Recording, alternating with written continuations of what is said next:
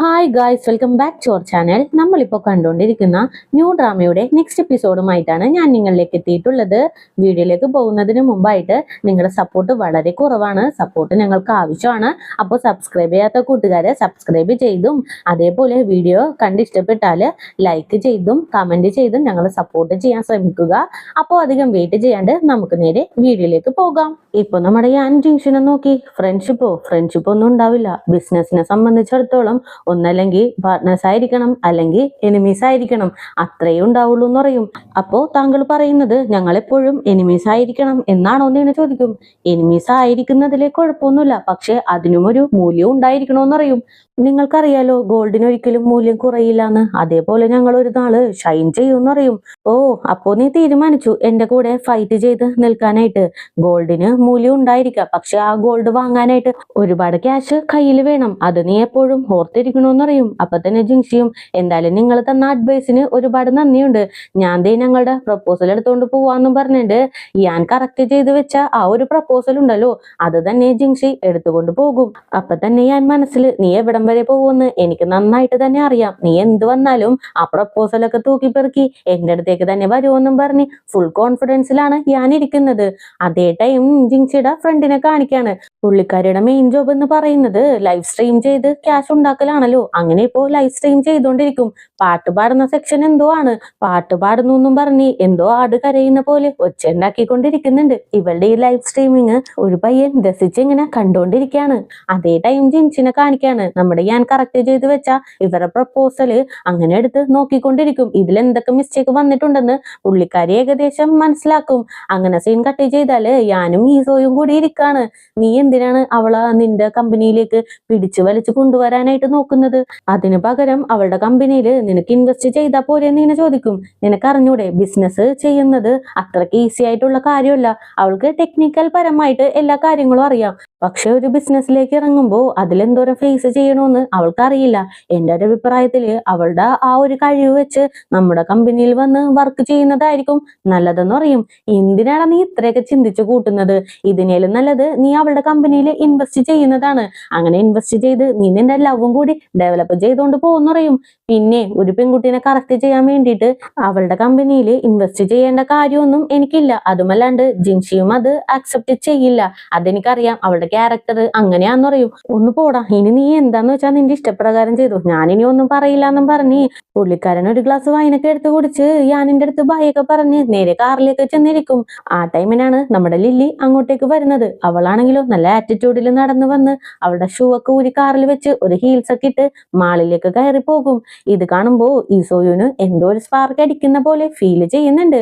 അതേ time lily ആണെങ്കിലോ ആർക്കോ കോളൊക്കെ ചെയ്ത് ഒരു ബൊക്കെയൊക്കെ വാങ്ങിച്ച് നടന്നു വന്നോണ്ടിരിക്കുകയായിരിക്കും. പെട്ടെന്ന് ഓപ്പോസിറ്റ് ഒരു പയ്യൻ വന്ന് ഇവളുടെ കയ്യിലുള്ള സാധനങ്ങളെല്ലാം നിലത്തേക്ക് തട്ടിവിടും. എന്നിട്ട് നടന്നു പോവാനായിട്ട് നിൽക്കുമ്പോ ലില്ലി ആണെങ്കിലോ അവനെ പിടിച്ചു നിർത്തി, എന്താടാ എന്നെ തട്ടിവിട്ടതും പോരാണ്ട് ഒരു സോറി പോലും പറയാണ്ട് പോകുന്നു എന്ന് ഇങ്ങനെ ചോദിക്കും. ആ ടൈമിന് ആ പയ്യന്റെ അമ്മ വന്ന് ഇവളെയും ചീത്തയും പറഞ്ഞ് ആ കുട്ടീനെയും കൊണ്ട് പോകും. എന്ത് പറയാനാണ്, ഇങ്ങനെയുള്ള അമ്മമാരൊക്കെ ഉണ്ടായിക്കഴിഞ്ഞാല് ഇങ്ങനെ മക്കളൊക്കെ വളർന്നു വരുള്ളൂ എന്നും പറഞ്ഞിട്ട് പുള്ളിക്കാരിയാണെങ്കിൽ പുലമ്പിക്കൊണ്ട് എല്ലാ സാധനങ്ങളും എടുത്തു വെച്ചോണ്ടിരിക്കും. പെട്ടെന്നാണ് നമ്മുടെ ഈസോയും അങ്ങോട്ടേക്ക് വന്ന് ഒരു കാർഡ് എടുത്ത് നമ്മുടെ ലില്ലിയുടെ കയ്യിലേക്ക് കൊടുക്കുന്നത്. എന്തോ സംസാരിക്കാനായിട്ട് ശ്രമിക്കുന്നുണ്ട്, പക്ഷെ ലില്ലി ആണെങ്കിലോ വലിയ മൈൻഡ് ഒന്നും കൊടുക്കാണ്ട് ആ ഒരു കാർഡുമായിട്ട് ആറ്റിറ്റ്യൂഡ് ഇട്ട് നടന്നങ്ങോട്ട് പോകും. അതേ ടൈം ജിങ്ഷി ഫ്രണ്ടിന്റെ അടുത്ത്, ഞാൻ നമ്മുടെ അടുത്ത് ഇച്ചിരി ഹാർഷായിട്ടാണ് പെരുമാറിയത്, പക്ഷെ പുള്ളി പറയുന്ന ഓരോ കാര്യത്തിലും ഓരോ അർത്ഥമുണ്ട്, എനിക്കത് മനസ്സിലായി. പുള്ളി മാർക്ക് ചെയ്ത് വെച്ച പോലെ തന്നെ നമ്മുടെ പ്രപ്പോസലും റെഡിയാക്കി വെച്ചിട്ടുണ്ട്. നമ്മൾ ഇതിൽ സക്സസ് ആകും, അതേപോലെ തന്നെ നീ നിന്നെ വിശ്വസിക്കണം, എന്നാലേ നമ്മൾക്ക് ഉയർച്ച ഉണ്ടാവുള്ളൂ എന്നും പറഞ്ഞിട്ട് അപ്സെറ്റ് ആയിട്ടിരിക്കുന്ന സിസോനെയും നല്ല രീതിക്ക് മോട്ടിവേറ്റ് ചെയ്യും. പെട്ടെന്നാണ് കോളിംഗ് ബെൽ അടിക്കുന്നത്. ചെന്ന് തുറന്നു നോക്കുമ്പോ നമ്മുടെ ജിങ്ഷിയുടെ 3 ഫ്രണ്ട്സ് സർപ്രൈസ് എന്നും പറഞ്ഞ് വന്ന് നിൽക്കാണ്. അങ്ങനെ ഇവര് ഓഫീസൊക്കെ ചുറ്റിക്കണ്ട് ജിങ്ഷിക്ക് ഒരുപാട് ഗിഫ്റ്റ് ഒക്കെ വാങ്ങിച്ചു കൊടുക്കും. അതിനുശേഷം ലഞ്ച് ഒരുമിച്ച് കഴിക്കാനും പറഞ്ഞ് ബാൽക്കണിയിലേക്ക് ചെന്നിരിക്കും. അപ്പൊ തന്നെ യൂഷിയാണെങ്കിലും നമുക്ക് ഈച്ചനെയും കൂടി ഇങ്ങോട്ടേക്ക് വിളിക്കാം, എന്നിട്ട് നമുക്ക് ഒരുമിച്ച് ലഞ്ച് കഴിക്കാന്ന് പറയും. ഇല്ല, ഈച്ചന് ഇന്ന് ഇമ്പോർട്ടന്റ് ഒരു വർക്ക് ഉണ്ട്, അതുകൊണ്ട് അവൻ എന്തായാലും വരാൻ കഴിയില്ല, നമുക്ക് എന്തായാലും ഒരുമിച്ച് കഴിക്കാന്ന് പറയും. അതേ ടൈം സിസോയാണെങ്കിലോ നമ്മുടെ ലില്ലിനെ കറക്റ്റ് ചെയ്യാനായിട്ട് നോക്കുവാണ്. നമ്മുടെ ജിങ്ഷി ജിസോനയിലും 2 വർഷം മുൻപ് പാസ് ഔട്ട് ആയതാണ്. ജിങ്ഷിനിലും 1 വർഷം മുൻപാണ് നമ്മുടെ ലില്ലി പാസ് ഔട്ട് ആയത്. അതുകൊണ്ട് തന്നെ ജിസോന്റെ അടുത്ത്, നീ എന്നേലും 2-3 വയസ്സിന് ഇളയതാണ്, അപ്പൊ നീ എനിക്കൊരു ചെറിയ കുട്ടിയാന്നറിയും. അയ്യോ, ഞാൻ അത്രക്ക് ചെറിയ കുട്ടിയൊന്നുമല്ല, എന്നെ കണ്ടാൽ അങ്ങനെയൊന്നും പ്രായം കുറവ് തോന്നില്ല എന്നൊക്കെ പറഞ്ഞ് നമ്മുടെ ജിസോയും ഒന്ന് അഡ്ജസ്റ്റ് ചെയ്യും. ആ ടൈമിന് ലില്ലിയും ജിങ്ഷിയുടെ അടുത്തേക്ക് വന്ന് ജോയിൻ ചെയ്യും. ഞാൻ എന്റെ അടുത്ത് വരുന്ന ക്ലയൻസിന്റെ അടുത്ത് നിന്റെ ബിസിനസിന്റെ കാര്യവും പറയുന്നുണ്ട്, നിനക്കൊരു ഇൻവെസ്റ്ററിനെ ആ വഴി കിട്ടുവാണെങ്കിൽ എനിക്ക് വലിയ സന്തോഷം എന്ന് പറയും. അങ്ങനെ ഇവർ ഈ ബിസിനസിന്റെ കാര്യങ്ങളൊക്കെ സംസാരിക്കും. ജിങ്സി ആണെങ്കിലും ഒരുപാട് പേര് നമ്മളെ പറ്റിക്കാനായിട്ടാണ് നോക്കുന്നത്, കെയർഫുൾ ആയിട്ട് ഇരുന്നാൽ മാത്രമേ ഇതിൽ പിടിച്ചു നിൽക്കാനായിട്ട് കഴിയുള്ളൂ എന്നൊക്കെ പറയും. അതേ ടൈം ജുഷി, ഞാൻ നാളെ ബ്ലൈൻഡ് ഡേറ്റിന് പോകുന്നുണ്ട്, ആരാണ് ഫ്രീ ആയിട്ടുള്ളത്, എന്റെ കൂടെ വരാമോ എന്ന് ഇങ്ങനെ ചോദിക്കും. അപ്പൊ തന്നെ നാൻസി, ഞാൻ വരാം, ഞാൻ ഫ്രീ ആണ്, ഞാൻ എന്തായാലും വരാം, എന്തായാലും ഞങ്ങളെ ഹെൽപ്പ് ചെയ്യാനായിട്ട് നീയും കൂടി വരണമെന്നും പറഞ്ഞ് ജിങ്സിനോട് പറയും. അവസാനം വേറെ നിവർത്തിയില്ലാണ്ട് ജിങ്സിയും അതിന് ഓക്കെ പറയും. ആ ടൈമിന് നമ്മുടെ സിസോയാണെങ്കിലും എങ്ങനെയെങ്കിലും നമ്മുടെ ലില്ലിനെ കറക്റ്റ് ചെയ്തെടുക്കണം. ഇരിക്കാനായിട്ട് അവിടെ ഒരുപാട് സ്ഥലം ഉണ്ടെങ്കിലും ലില്ലിയുടെ അടുത്ത് തന്നെ ചെന്നിരുന്ന് അവളുടെ അടുത്ത് പഞ്ചാര അടിച്ചുകൊണ്ടിരിക്കും. അതേ ടൈം യാനിനെ കാണിക്കാണ്. പെട്ടെന്ന് ഒരു മെസ്സേജ് വന്ന് ആ ഒരു മെസ്സേജ് വായിച്ചതിന് ശേഷം അസിസ്റ്റന്റിന്റെ അടുത്ത്, നീ ഇതിനു മുമ്പ് ബ്ലൈൻഡ് ഡേറ്റിന് പോയിട്ടുണ്ടോ എന്ന് എന്നെ ചോദിക്കും. അങ്ങനെ സീൻ കട്ട് ചെയ്താല് നമ്മുടെ നാൻസിയുടെ ലൈവ് കണ്ടോണ്ടിരുന്ന ആ ഒരു പയ്യനുണ്ടല്ലോ, അവനെ കാണിക്കാണ്. അവൻ അവിടെ ഇരുന്ന് ഗെയിം കളിച്ചോണ്ടിരിക്കുമ്പോ പെട്ടെന്ന് നമ്മുടെ യാൻ കാറുമായിട്ട് അങ്ങോട്ടേക്ക് വരും. വന്ന് കാറിലേക്ക് കയറ്, ഒരു ബ്ലൈൻഡ് ഡേറ്റ് ഉണ്ടെന്ന് പറയും. അവനാണെങ്കിൽ ഗെയിം കളിച്ചോണ്ടിരിക്കുന്ന ആ ഒരു ഇൻട്രസ്റ്റില് കയറാണ്ട് ഇങ്ങനെ ഇരിക്കും. അപ്പൊ തന്നെ യാൻ പയ്യെ വണ്ടി മൂവ് ചെയ്യും. അത് കാണുമ്പോ തന്നെ പുള്ളിക്കാരൻ ഓടി കാറിലേക്ക് കയറിയിരിക്കും. ദേ, നീ മര്യാദക്ക് ഇന്ന് ബ്ലൈൻഡ് ഡേറ്റ് അറ്റൻഡ് ചെയ്യണം. നീ ഈ ബ്ലൈൻഡ് ഡേറ്റ് കറക്റ്റ് ആയിട്ട് അറ്റൻഡ് ചെയ്ത് കഴിഞ്ഞാല് നിന്റെ ആഗ്രഹപ്രകാരം ഞാൻ ആ ഒരു ബാറ് നിനക്കായിട്ട് തരും, പിന്നെ നീ അത് നടത്തിക്കോളാനായിട്ട് പറയും. ഇത് കേൾക്കുമ്പോ പുള്ളിക്കാരന് ഭയങ്കര ഹാപ്പി ആകും. സത്യമാണെന്ന് പറഞ്ഞിങ്ങനെ ഇരിക്കും. ഞാൻ സത്യം പറഞ്ഞത്. പിന്നെ ഒരു കാര്യം കൂടി നീ ശ്രദ്ധിക്കണം, അവിടെ ചെന്ന് കഴിയുമ്പോ എന്നെ റെസ്പെക്റ്റോട് കൂടി എന്റെ പേര് ചൊല്ലി വേണം വിളിക്കാനായിട്ടെന്ന് പറയും. ഞാൻ എന്ത് വേണേലും ചെയ്തോളാം. ഈ ഒരു ലോകത്ത് എന്നെ വിശ്വസിക്കാനായിട്ട് എന്റെ അമ്മ പോലും ഇല്ല. നിങ്ങൾ എന്നെ വിശ്വസിച്ച് ബാറ് ഏൽപ്പിക്കാന്ന് പറഞ്ഞില്ലേ, അപ്പൊ നിങ്ങൾ പറഞ്ഞ പോലെ ഞാൻ ചെയ്യുള്ളൂ എന്നും പറഞ്ഞ് പുള്ളിക്കാരനും ഭയങ്കര ഹാപ്പി ആയിട്ടിരിക്കും. ആക്ച്വലി ഈ പയ്യനെ ഡേറ്റിങ്ങിന് കൂട്ടിക്കൊണ്ടു പോവാനായിട്ട് ഈ പയ്യന്റെ അമ്മയാണ് നമ്മുടെ യാനിന്റെ അടുത്ത് പറഞ്ഞത്. യാൻ എന്നോട് പറഞ്ഞ പ്രകാരമാണ് ഇപ്പൊ രണ്ടുപേരും കൂടി ഡേറ്റിങ്ങിനായിട്ട് ചെല്ലുന്നത്. അങ്ങനെ രണ്ടുപേരും കൂടി വെയിറ്റ് ചെയ്ത് ഇങ്ങനെ ഇരിക്കുവാണ്. കുറെ നേരമായിട്ടും ആരും വരുന്നില്ല. കണ്ട ആരും തന്നെ വരുന്നില്ല. ഇനി എന്തിനാ നമ്മളിങ്ങനെ വെയിറ്റ് ചെയ്തിരിക്കുന്നത്, വാ നമുക്ക് പോവാന്നും പറഞ്ഞ് യാനിന്റെ അടുത്ത് ഇങ്ങനെ പറയും. യാനാണെങ്കിലോ, നീ ഇപ്പൊ ഇവിടെ നിന്ന് എഴുന്നേറ്റ് പോയി കഴിഞ്ഞാല് നിനക്ക് പറഞ്ഞു വെച്ച ആ ഒരു ബാറ് കിട്ടില്ല. എന്താ, നിനക്ക് ബാറ് വേണോ അല്ലെങ്കിൽ ഇവിടെ നിന്ന് എഴുന്നേറ്റ് പോണോന്ന് എന്നെ ചോദിക്കും. പുള്ളിയാണെങ്കിലും ബാറ് മതി എന്നും പറഞ്ഞ് അവിടെ ഇരിക്കും. ആ ടൈമിനാണ് 2 പെൺകുട്ടികൾ അങ്ങോട്ടേക്ക് നടന്നു വരുന്നത് വേറെ ആരുമല്ല, നമ്മുടെ നാൻസിയും യുഷിയുമാണ്. നാൻസിനെ ഓൾറെഡി ലൈവ് സ്ട്രീമിങ്ങിലൊക്കെ ഈ പയ്യൻ കണ്ടിട്ടുണ്ടല്ലോ, അതുകൊണ്ട് തന്നെ നീ ലൈവ് സ്ട്രീമിൽ വരുന്ന പെൺകുട്ടിയല്ലേ എന്നും പറഞ്ഞ് ഇവര് രണ്ടുപേരും കൂടി സെറ്റായിട്ട് നല്ല രീതിയിൽ സംസാരിച്ചുകൊണ്ടിരിക്കും.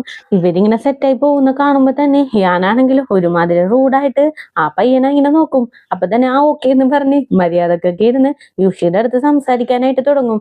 ആ ടൈമിനാണ് യാനിന് ഒരു കോള് വരുന്നത്. നിങ്ങൾ എന്തായാലും സംസാരിച്ചു ഇവിടെ ഇരിക്ക്, ഞാൻ ഈ കോളൊന്ന് അറ്റൻഡ് ചെയ്തിട്ട് വരാന്നും പറഞ്ഞ് പയ്യെ അവിടെ നിന്ന് പോകും. അതേ ടൈം ജിൻസിനെ കാണിക്കുന്നുണ്ട്. ഇവരെ കൂടെ ജോയിൻ ചെയ്യാനായിട്ട് പുള്ളിക്കാരിക്ക് പറ്റിയിട്ടില്ല, ട്രാഫിക് ബ്ലോക്കിൽ കിടക്കുവാണ്. അതേ ടൈം വീണ്ടും നമ്മുടെ യുഷീനെയൊക്കെ കാണിക്കുന്നുണ്ട്. ഇവർക്ക് തമ്മിലാണല്ലോ ഡേറ്റിംഗ് അറേഞ്ച് ചെയ്തത്, അതുകൊണ്ട് തന്നെ രണ്ടുപേർക്കും സംസാരിക്കാനായിട്ട് ഒന്നുമില്ല. അപ്പൊ തന്നെ യുഷിയാണെങ്കിലോ, നീ നാൻസിയുടെ ലൈവ് ഒക്കെ കണ്ടിട്ടുണ്ടോ എന്ന് എന്നെ ചോദിക്കും. ഞാൻ ഒരുപാട് കണ്ടിട്ടുണ്ടെന്ന് പറയും. അപ്പൊ തന്നെ നാൻസി, അപ്പൊ നീ എന്റെ ഫാനാണോ എന്ന് എന്നെ ചോദിക്കും. അതെ ഞാൻ ഫാനാണെന്ന് പറയും. പക്ഷേ നാൻസിക്ക് വലിയ രീതിക്ക് വിശ്വാസമാകുന്നില്ല. സത്യമാണോ, നീ എന്റെ ഫാനാണോ? അങ്ങനെയാണെങ്കിൽ ഞാൻ ഈ ഇടക്ക് ഏത് ലൈവ് സ്ട്രീമിംഗ് ആണ് ചെയ്തതെന്ന് ഇങ്ങനെ ചോദിക്കും. നീ സോങ്സ് അല്ലേ, എനിക്കറിയാം, ഞാനെല്ലാം കാണാറുണ്ടെന്നും പറഞ്ഞ് ഒരുപാട് സോങ്സ് ഒക്കെ എടുത്തെടുത്ത് പറയും. പക്ഷേ ഇവൻ പറയുന്നതെല്ലാം തെറ്റാണ്. സത്യത്തില് നീ എന്റെ ഫാൻ തന്നെയാണോ എന്ന് വീണ്ടും നാൻസി ചോദിക്കും. നാൻസിയുടെ അവസാനത്തെ ലൈവ് സ്ട്രീമിംഗ് പുള്ളിക്കാരൻ കണ്ടിട്ടുണ്ടല്ലോ, അതുകൊണ്ട് തന്നെ അത് ഓർത്തെടുത്ത് നീ ലാസ്റ്റ് പാടിയത് വിറ്റ് എന്നുള്ള സോങ് അല്ലേ എന്ന് ചോദിക്കും. അതെ, അപ്പൊ നീ എന്റെ ഫാൻ തന്നെയാണെന്നും പറഞ്ഞ് ആലോചിച്ചുകൊണ്ട് നിൽക്കുമ്പോഴാണ് പെട്ടെന്നൊരു കാര്യം സ്ട്രൈക്ക് ആവുന്നത്. നീ അവനല്ലേ ഞാൻ ലാസ്റ്റ് ലൈവ് സ്ട്രീം ചെയ്തപ്പോ എന്നെ ഒരുപാട് ചീത്ത പറഞ്ഞത്, നീയല്ലേ എന്ന് ചോദിക്കും. അങ്ങനെ രണ്ടുപേരും കൂടി നല്ല രീതിക്ക് മുട്ടനിടിയാകും. ഞാൻ എന്തോരം കഷ്ടപ്പെട്ടാണ് ലൈവ് സ്ട്രീം ചെയ്യുന്നതെന്ന് നിനക്കറിയാമോ, എനിക്ക് എന്തോരം ഫാൻസാ ഉള്ളതെന്ന് നിനക്കറിയാമോ, എന്നിട്ട് നീ അതിന്റെ ഇടയ്ക്ക് വന്ന് എന്നെ ഒരുപാട് തെറിയൊക്കെ പറഞ്ഞു എന്ന് അറിയൂ. പിന്നെ നീ ഒരുപാട് കഷ്ടപ്പെട്ടു, ഏതോ ആട് കിടന്ന് കരയുന്ന പോലെയാണ് നീ പാടിക്കൊണ്ടിരുന്നത്. സ്നോ വൈറ്റിനെ പോലെ ഡ്രസ്സൊക്കെ ഇട്ട് ആ സ്നോ വൈറ്റിനെയും കൂടി നീ തെറി വിളിപ്പിക്കൂ, അങ്ങനെയാണ് നീ പാട്ട് പാടുന്നതെന്നും പറഞ്ഞ് രണ്ടുപേരും കൂടി അങ്ങോട്ടും ഇങ്ങോട്ടും ഭയങ്കര ഒച്ച. യൂഷിക്കാണെങ്കിൽ ഇവരുടെ ഇടയിൽ ഇരുന്നിട്ട് എങ്ങനെ ഇവരെ സമാധാനിപ്പിക്കണമെന്ന് അറിയാൻ പാടില്ല. അവസാനം പുള്ളിക്കാരിക്ക് ഒരു ഐഡിയ തോന്നും, അങ്ങനെയാണെങ്കിൽ നമുക്കൊരു പണി ചെയ്യാം, നമുക്ക് ഇവിടെയുള്ള ഒരു കരോക്കയിലേക്ക് ചെല്ലാം, എന്നിട്ട് ആരാണ് നന്നായിട്ട് പാടുന്നതെന്ന് ഒരു മത്സരം പോലെ വെച്ച് നോക്കാന്ന് പറയും. രണ്ടുപേരും ഒറ്റ ടൈമിന് എന്നെ കൊണ്ടൊന്നും പറ്റില്ല എന്നും പറഞ്ഞ് അവിടെ ഇരിക്കും. ദൈവമേ, ഇതൊരു ബ്ലൈൻഡ് ഡേറ്റ് തന്നെയാണോ, എനിക്കൊരു പിടിയും കിട്ടുന്നില്ല എന്നും പറഞ്ഞ് യൂഷിയും അവിടെ ഇരിക്കും. ആ ടൈമിനാണ് ജിങ്ഷിയും അങ്ങോട്ടേക്ക് വരുന്നത്. പുറത്തു തന്നെ നമ്മുടെ യാൻ ഫോണും ചെയ്ത് നിൽക്കുവാണല്ലോ. യാനിനെ കാണുമ്പോ തന്നെ ജിങ്ഷിക്കാണെങ്കിലോ വല്ലാണ്ടാകും. ദൈവമേ, ഞാൻ എവിടെ പോയാലും ഈ കാലൻ എന്റെ ഫ്രണ്ടിലേക്ക് വന്ന് നിൽക്കുമല്ലോ, ഞാനിനി എന്ത് ചെയ്യുമെന്നും പറഞ്ഞ് നേരെ യാനിന്റെ അടുത്തേക്ക് ചെല്ലും. ഹായ് മിസ്റ്റർ യാൻ, നിങ്ങൾ എന്താ ഇവിടെ എന്ന് ചോദിക്കും. ഞാനൊരു മീറ്റിംഗ് അറ്റൻഡ് ചെയ്യാനായിട്ട് വന്നതാണ്. അല്ല ജിങ്ഷി, നീ എന്താ ഇവിടെ, ലഞ്ച് കഴിക്കാനായിട്ട് വന്നതാണോ എന്ന് ചോദിക്കും.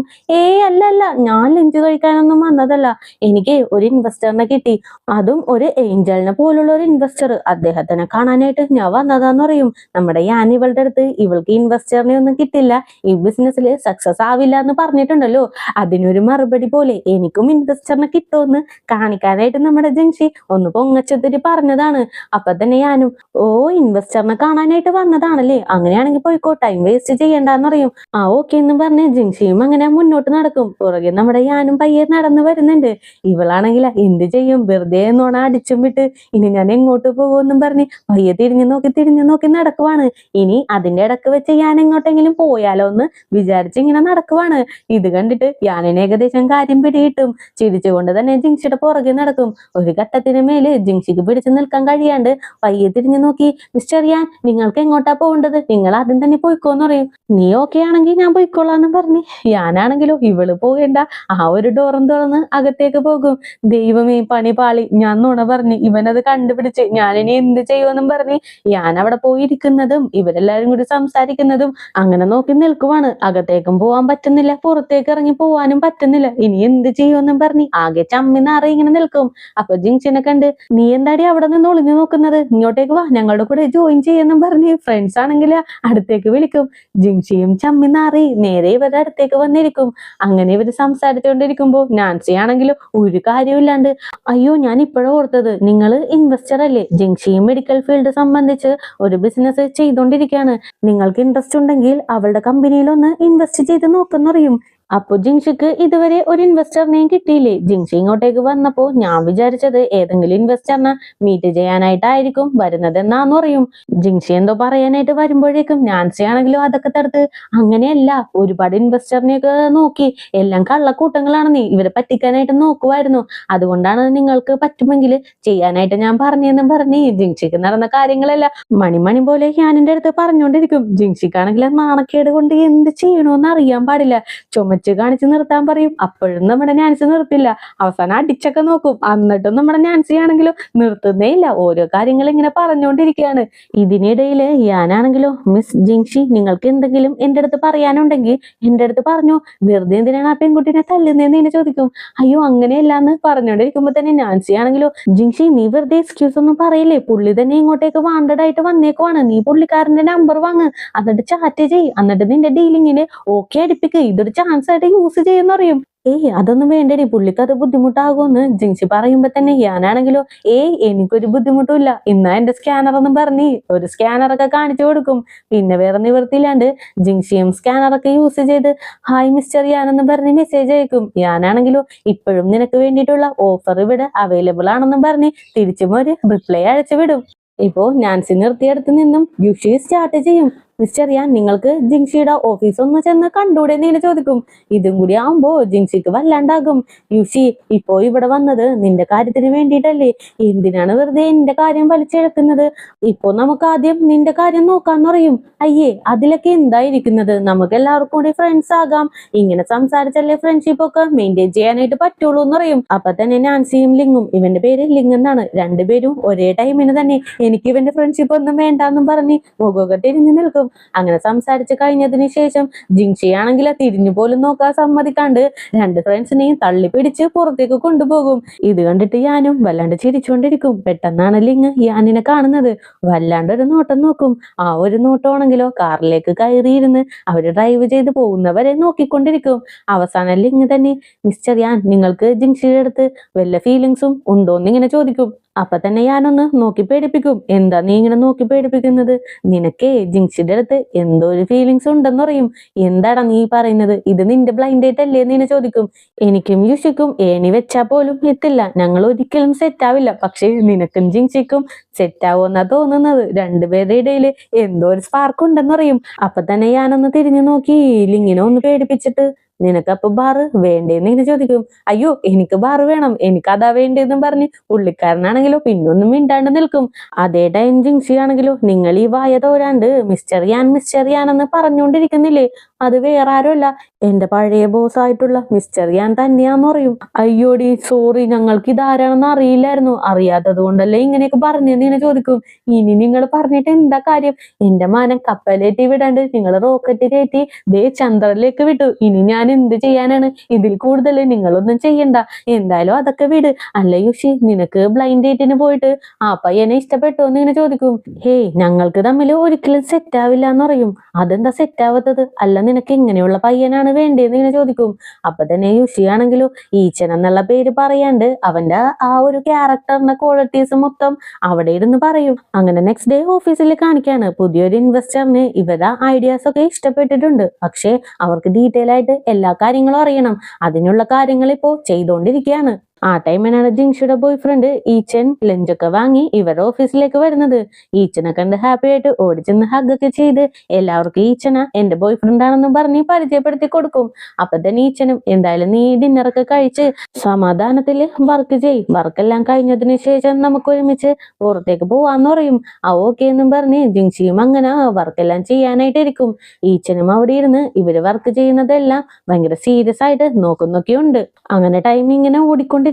അവസാനം നൈറ്റും ആകും. ഇപ്പോഴും അവരുടെ വർക്ക് ഓണായിട്ട് പോയിക്കൊണ്ടിരിക്കുകയാണ്. ഈച്ചൻ അവസാനം ഇവരുടെ ബാൽക്കണിയിലേക്ക് ചെന്ന് നിൽക്കും. എന്നിട്ട് പയ്യെ ജിങ്ഷിനെ ഒന്ന് തിരിഞ്ഞു നോക്കും. അവൾക്കിപ്പോ അവളുടെ ബിസിനസ്സിൽ സക്സസ് ആവണം എന്നാണല്ലോ ആഗ്രഹം. അതുകൊണ്ട് തന്നെ നിന്റെ ഫ്യൂച്ചറിൽ ഞാൻ ഉണ്ടാകുമോ എന്ന് വല്ലാത്ത ഫീലോട് കൂടി തന്നെ പുള്ളിക്കാരൻ ഇങ്ങനെ മനസ്സിൽ ചോദിച്ചുകൊണ്ടിരിക്കും.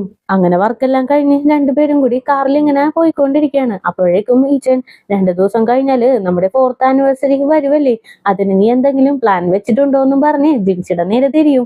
ജിങ്സി ആണെങ്കിലോ വണ്ടിയിലിരുന്ന് നന്നായിട്ട് ഉറങ്ങുവാണ്. ഇവന്റെ ഫേസ് അങ്ങനെ തന്നെ മാറും.